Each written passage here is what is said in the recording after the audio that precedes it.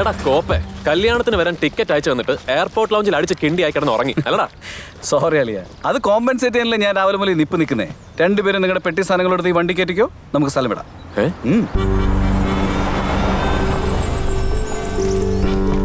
16th സെഞ്ചുറിയിലെ Scottish cattle house, ഇപ്പോൾ ഒരു honeymoon cottage.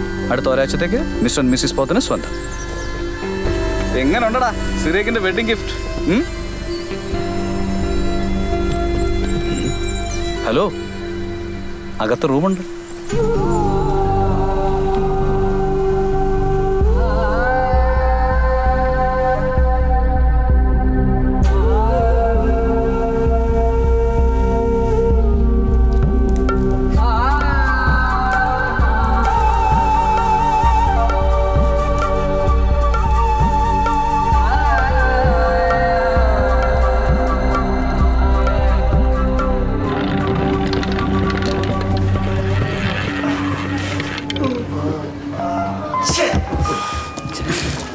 Excuse me, all blue for 100. Oh, sure.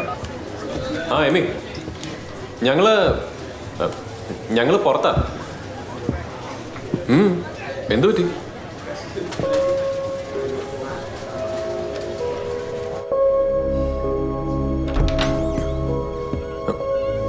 Amy,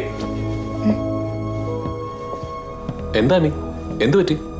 പറയാം, ആ door അടയ്ക്ക്.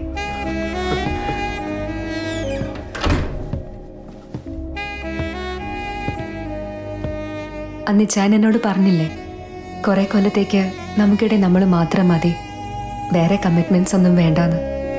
പക്ഷെ അതിന് നടക്കുമെന്ന് തോന്നുന്നില്ലേ ചായ? ഞാൻ പ്രഗ്നന്റാ.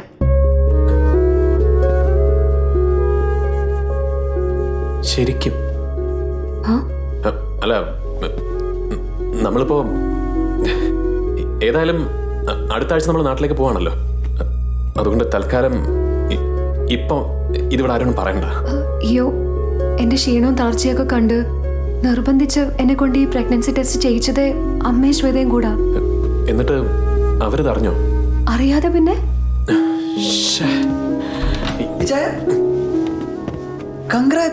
നീ ഒന്ന് ചുമ്മാതിരിക്കട, ഇവിടെ മനുഷ്യൻ. മോനെ, നീ നാട്ടിൽ പോകുമ്പം ഭരണങ്ങാനം പള്ളിയിൽ പോയി മറക്കാതെ ഇവളുടെ പേരിലൊരു പാട്ടുകുർബാന ചൊല്ലിച്ചേക്കണം. എന്റെ നേർച്ച അത്. ഓ, പോയിക്കോളാം, ഞങ്ങള് ഒരുമിച്ച് പോയി ചൊല്ലിച്ചോളാം. അതിന് ഇവളെങ്ങനെയാടാ ഈ സ്റ്റേജിൽ നിന്റെ കൂടെ നാട്ടിൽ വരുന്നേ? അതറിയില്ലേ? അല്ല, ഞങ്ങളതിന് ഇതിപ്പോ വേണോന്ന് തന്നെ അങ്ങോട്ട് തീരുമാനിച്ചിട്ടില്ല. കെട്ട് കഴിഞ്ഞിട്ട് 6 മാസം പോലും ആയിട്ടില്ലല്ലോ. അതെന്താ, അങ്ങനെ വല്ല നിയമമുണ്ടോ 6 മാസം അവതെ പ്രഗ്നന്റ് ആവാൻ പാടില്ലെന്ന്? അയ്യോ എന്റെ അമ്മച്ചി, അതല്ല, ഞങ്ങള് അങ്ങോട്ട് പ്രിപ്പയർഡ് ആയിട്ടില്ല. അതിന് നീ എന്തിനാടാ പ്രിപ്പയർഡ് ആവുന്നേ? അവളായിക്കോളും. ഞാൻ പറഞ്ഞു വരുന്ന എന്ത് കുഞ്ഞെ, എന്നെക്കൊണ്ടൊന്നും പറയിക്കരുത് കേട്ടോ. ഇവിടെ ഓരോരുത്തർ കെട്ട് കഴിഞ്ഞ് കൊല്ലം 5 ആയിട്ടും ഇപ്പോഴും നോമ്പും പ്രാർത്ഥനയായിട്ട് നടക്കുക. അപ്പോഴവൻ അല്ലേലും എല്ലാവർക്കും അവരവരുടെ കാര്യം തന്നെ ഉള്ളൂ. എന്താന്ന് ചായക്കും